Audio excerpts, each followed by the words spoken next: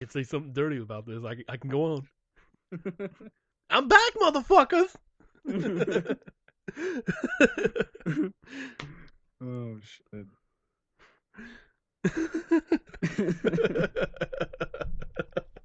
Uncle.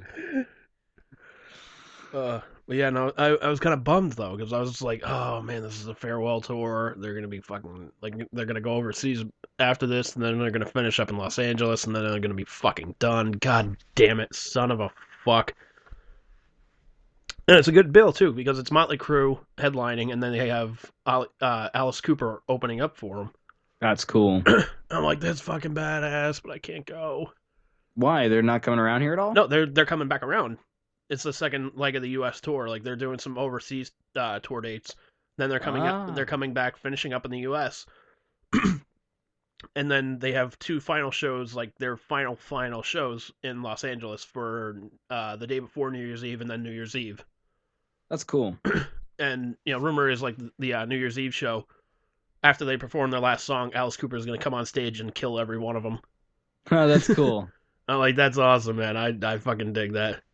Yeah, that is pretty awesome. It's like his plan is like he wants to like chop their heads off with the guillotine or something like that, and then auction them off for charity or something like that. I'm like, dude, that's a fucking brilliant idea. That is brilliant. Man, that'd be so cool. So you think they are going to be coming back around the area when they start doing the U.S. dates again? Oh, they already are. They confirmed. There's one date they're going to be at. Let's see, they're going to be in Worcester, Massachusetts, and then they're going to be Worcester. back. Yeah, and then they're going to go to Uncasville, and then after that they're out of the Northeast. First they're going to Worcester, then they're going to Uncas. Dude, fucking, I feel bad for the people of Worcester, man. They've been getting nothing but shit this past week. How do you mean? Well, for one thing, they get the huge snowstorm. Like if you ever watch like a weather map, look at the Worcester area. Like they get like, we'll say like Boston gets like maybe 18, 20 inches or something like that. Then they'll show like a huge circle over Worcester and just be like, these guys are gonna get like 30 to 35 inches. Like just fuck, super fucked. Yeah. He's just like, you kind of feel bad for it, and plus, now they're losing their AHL team. I don't know if you heard about this. No. Yeah, the Worcester Sharks are gonna be no more. Really? Why? Just no funding, or? Well, no, it's not lack of funding. It's like they're owned by their respective NHL teams in a sense of, like the Worcester Sharks are the affiliate for the San Jose Sharks, and the Manchester Monarchs up in New Hampshire, they're gonna be gone too. Really? Yeah, which they're owned by the LA Kings, and they're like, well, it doesn't make sense for us to have our teams out there, and like suppose we have a home game or something like that, and we want to call up one of these guys, we gotta fly them across the country, and meanwhile our base is here. They're only just realizing this now. Pretty much. Jesus Christ! Who runs these freaking teams? Hey, here's an idea. We're in California. Let's make our farm team in Massachusetts. All right, good idea. Well, I mean, even Jersey was kind of guilty of that at first, because like originally their farm team was the Albany River Rats. Mm-hmm. Then they moved the team up to Lowell. Like they bought the Lowell Lock Monsters. Mm-hmm. Lowell Devils. I remember that. Yeah, the Lowell Devils. I remember going to a couple of their games. It was fucking great. Kind of wish they were still around there. But anyways, so then they realized like, oh, well, yeah, Lowell is like 4-hour drive to Jersey. We can just move the team back to Albany, because there's no Albany team anymore. So they ended up moving the team back to Albany, and now they're the Albany Devils. Hmm. It's like, you bastards. It's like, you motherfuckers. They took away our good hockey. Because I know the Bruins don't have a farm team up in this. In fact, they actually just moved the Bruin practice rink too. It used to be in Wilmington, which is sort of in my back door. Not in my back door. Phrasing. Wilmington's up my ass, right next to Uncasville.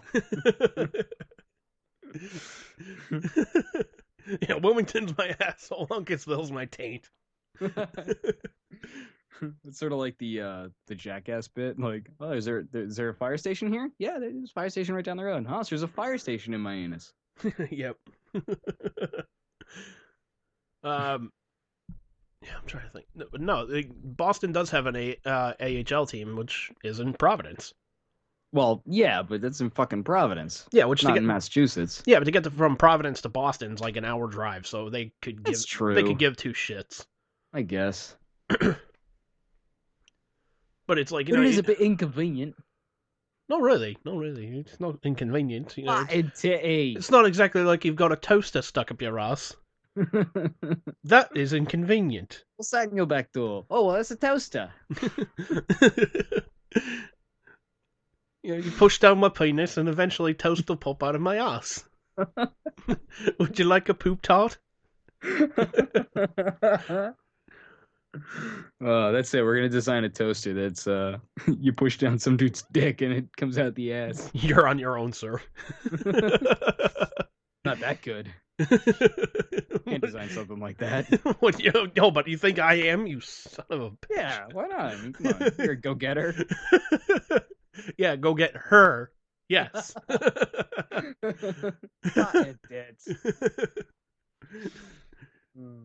And this whole operation could go cock up. It really could.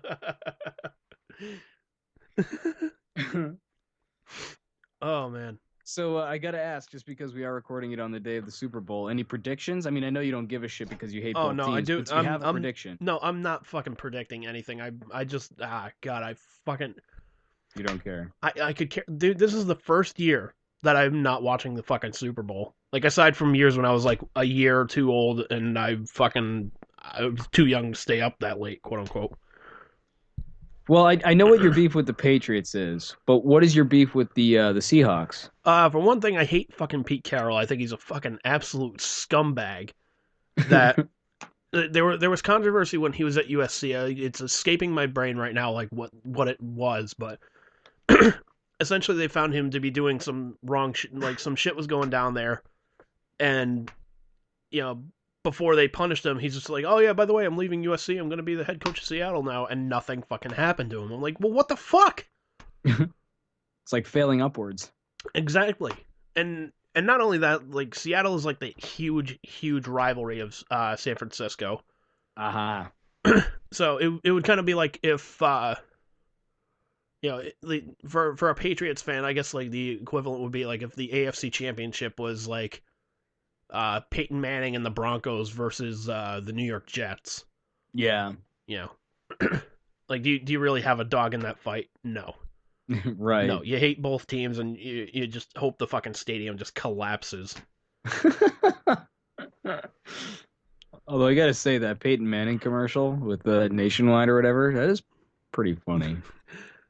Chicken parm, you taste so good. Yeah, how many times have you done that? Like you've gone to a restaurant like all the time. I'm gonna get the chicken parm. Why? Because it just tastes so good. People looking at you like, oh God, not another one. Losing feeling in my toes. Nothing beats that new car smell. Exactly, like that was like the first thing you do in a fucking rental car, like not farting in it. Like it's got that new car. You've been holding it in the whole time you've been signing papers and shit. So. Oh yeah. Like, You're just like, I don't want to fart in front of this guy. Second you get in, you just sit down.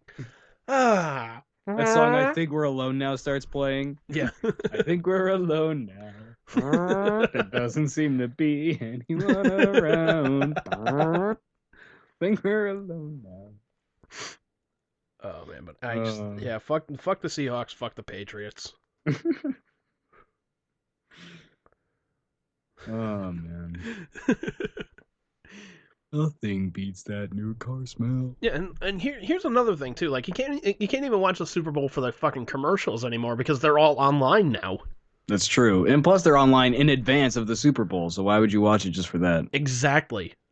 And who's in the halftime show this year? Katy Perry and God, I forget the fucking guy's name. Lenny Kravitz, I think. What? Yeah. That's what they came up with? Yep. I mean, I know last year was what? Bruno Mars and the Red Hot Chili Peppers? Yeah. The Peppers was cool, but it would have been nice if they played for more than 3 seconds. And it would have been better if they didn't fucking lip sync. That too. But I guess they said they had to for some reason. Like everybody, I guess every Super Bowl it's lip synced. Yeah, possibly. I don't know, but I mean, Jesus Christ, though. Like, yeah, and it pisses me off, man, because like I think what was it, 2000? No, 2000. Yeah, 2000 or 2001. I finally got my wish. I'm like, dude, I really wish Aerosmith would play the fucking halftime show because they would fucking kill it. Finally got my wish, and it just it was like somebody handing you like a fucking a big bag of shit, and they're like, oh, buried inside of that shit is your favorite candy bar. Good luck finding it. And you're just like, well, what the because fuck? it's the same color and consistency as everything else around it. So Yeah. have fun. The only difference is it's kind of it's got partial wrapping on it. Even we're not that cruel. But yeah.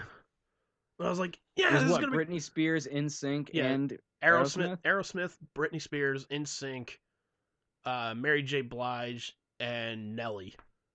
It was basically, as you know, Lewis Black said, the trifecta from hell.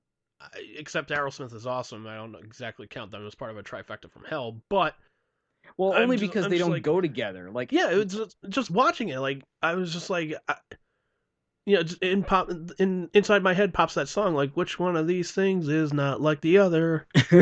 Like, God damn it!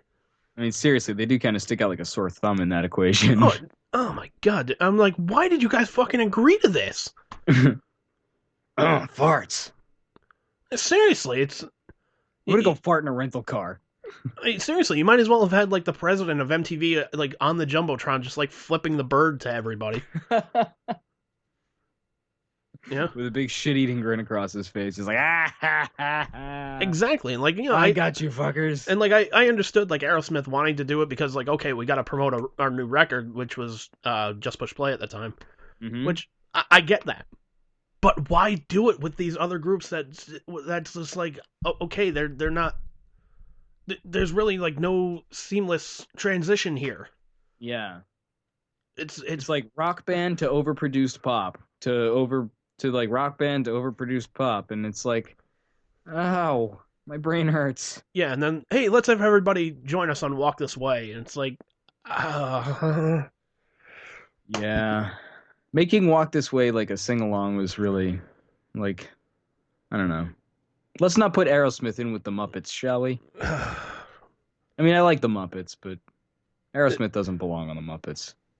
I was kind of weirded out when fucking. I mean, I think it's kind of cool, but it is still a little bit strange that Steven Tyler appears as an elf in the Polar Express. Yeah, but it was like, dude, less than 5 seconds, barely even noticed in a sense. Yeah.